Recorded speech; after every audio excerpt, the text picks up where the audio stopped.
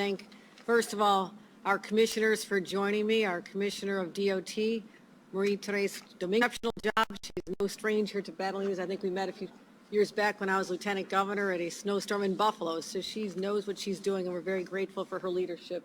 So thank you, Commissioner Dominguez. Also someone who's no stranger to dealing with all kinds of problems, which is why she's in her position today, and that is Commissioner Jackie Bray, the head of Homeland Security and Emergency Services, who by one of the reasons we brought her on was not just her experience dealing with crises, but also she was the chief of staff to the National Weather Service in Washington for many years. So that certainly those skills come to bear right now. So let's talk about where we are as we anticipate some weather events. And I'm going to talk about the most important word for dealing with anything, whether you're dealing with COVID, you're dealing with weather, or you're dealing with even getting ready for a big football game like last night. It's all about being prepared. And I want to assure New Yorkers that this team and thousands of people all across the state are prepared for the anticipated weather events. But I also want to send out some messages to the public as well. We are going to be in a situation where it's somewhat unpredictable. We are monitoring the weather very, very closely to see where resources need to be deployed. We're very strategic about this. We're anticipating, for example, coastal flooding on the shores of Long Island, so we're deploying resources there. We're anticipating higher snow events in the North Country, Watertown area, all the way over to Western New York, so we're deploying resources there. We're making sure that the utilities are ready. As we've seen before, weather events, high wind up to 45 miles an hour, combined with snow and ice, can lead to power lines going down and literally paralyzing communities and homes where people lose power at a time when the temperatures are plummeting. That is a crisis situation for families, especially for moms and dads with little kids. I'm saying right now, prepare for the worst. Have enough food, have enough batteries in your flashlights. Be prepared for what could be happening this event or other snow events as we're still in the early months of winter. But that's in your own home. What we're talking about and encouraging people to do, if you have any travel to do for this holiday weekend, please do it today, the earlier hours before this all starts up this evening, because overnight's going to be very unpredictable. And with the darkness and ice on the roads and high winds, this could be a very dangerous situation. And we only have to look back at the images of what happened in Virginia not that long ago when people found themselves without food and water and their phones cell charged for literally 20, 30 hours on the road stranded. And we saw that.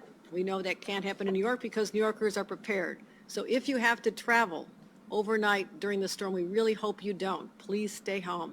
But if your work requires you to be out or you have to be somewhere, make sure that you are fortified even in your own vehicle with food and water and whatever else you may need, including blankets and extra clothing. So this is about being prepared. I do want to say that, and I'll turn quickly to how we're handling the pandemic right now.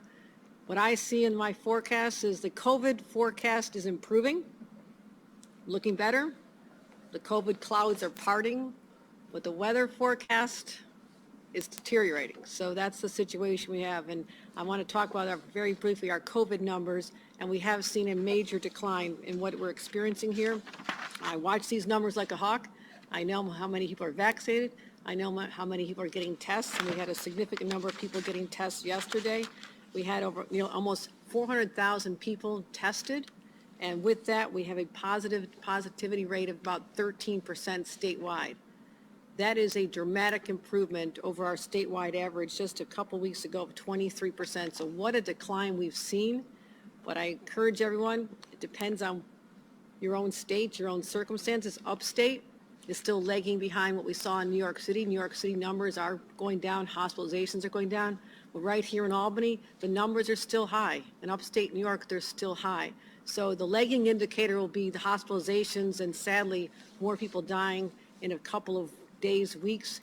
But overall, the prognosis, the forecast for COVID is much brighter than it had been before, and that is very positive news as our hospitalizations continue to go down as well. So continue to do what we've been asking you to do. Be prepared for weather, be prepared for COVID. Means getting vaccinated, getting boosted, getting tested, means staying home if you're not feeling good, And our goal is, again, to protect the health of New Yorkers, protect the health of our economy, and also make sure that our children continue in schools. So you'll get more specifics from our dream team right here, and I cannot think of better partners at my side as we forge forward dealing with whatever comes our way and let New Yorkers know they have the best and the brightest looking out for them 24 hours a day, as well as their incredible teams, their crews.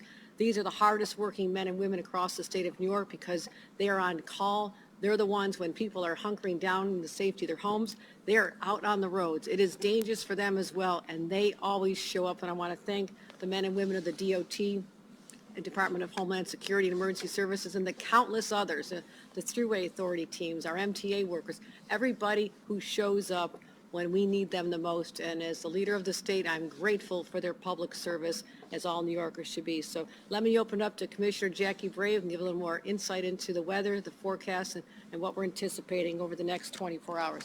Commissioner Brave.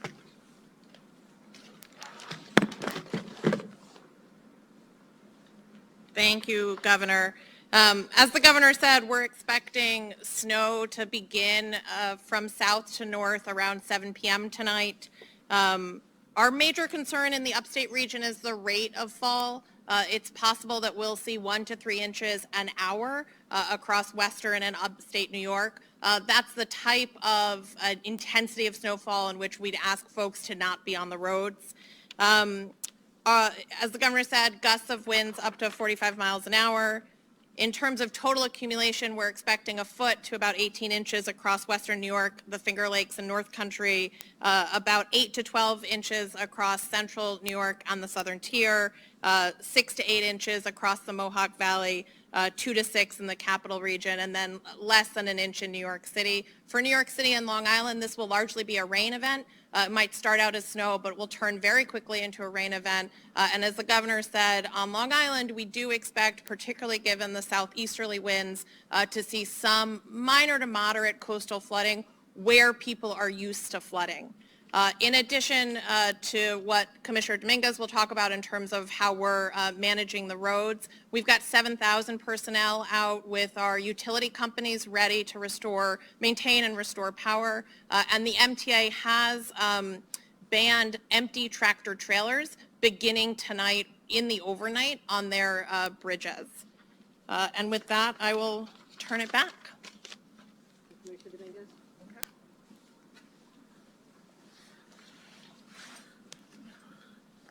Good morning, Governor. So the Department of Transportation has been closely monitoring the situation with regard to this snow and ice event across the state, and we're prepared to respond with more than 3,400 operators and supervisors statewide. And we're really here to help our fellow New Yorkers make sure that we get through this storm together safely. Across the state, all of the affected locations are going to remain staffed by our personnel 24/7. We're going to have operations running around the clock for this event, whether that's making sure that our equipment is prepared, our mechanics are in place, working around the clock to make sure that the equipment is there, ready, and operating across the state. Our DOT staff is also equipped to deal with any kind of weather that comes our way. And I know that along with our Thruway teams, we've got statewide approximately 4,081 operations personnel ready for this event. We've got about 2,177 plows that will be deployed and about 389 loaders, plus tow plows and other snow equipment that we need. The capital region, obviously, we've got our equipment here. You've got a good taste of that. In this location, our crews are dedicated. They very much take pride in the work that they do. We truly do have an elite snow fighting force here in the state of New York, and really are looking forward to this event and making sure that we keep people safe, make sure that the roads stay safe and open. Really is our top priority to make sure that emergency vehicles and the like can get through.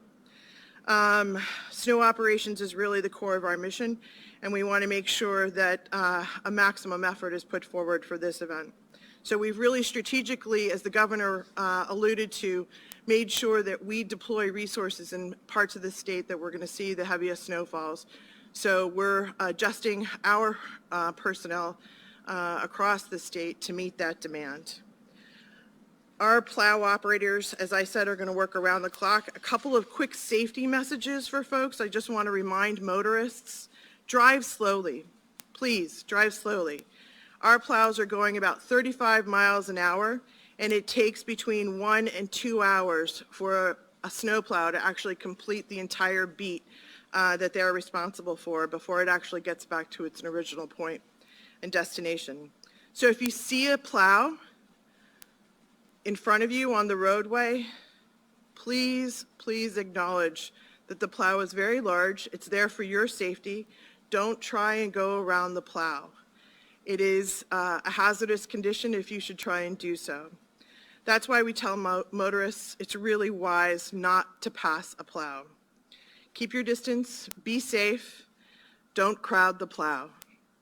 And check 511 if you're going to be out and about today, as the governor referred. Please get out early if you have to do anything on the roadways. Otherwise, we encourage you to stay off the roadways starting this evening. Our variable messaging signs across the state will be giving motorists directions, safety messages, and the like. But again, please be safe and be careful, and DOT will do all we can to make sure the roads stay safe and open for everybody to use. Thank you. Thank you, Commissioners. And before I take a couple questions, point of personal privilege here, I do want to congratulate the Buffalo Bills for a stunning victory last night, and to the fans. It was just incredible to see the excitement in the crowds, and they never gave up. And so the 12th man and woman came through, or the 13th man and woman came through once again, and really showed that resilient spirit of Western New Yorkers, but the entire state is behind New York's team as we head into the continuation of the playoff season. So very good news. Also good news on the COVID front. The numbers are continuing to head down, but take it seriously. Upstate is still not out of the woods yet, but it's going to get there, and that is something we've been all looking forward to. And the weather, just be careful, be smart, and protect yourselves and your families, and let's do the right thing, get through this together. So any questions? I think we're probably good. All right. Thank you for coming out, everyone.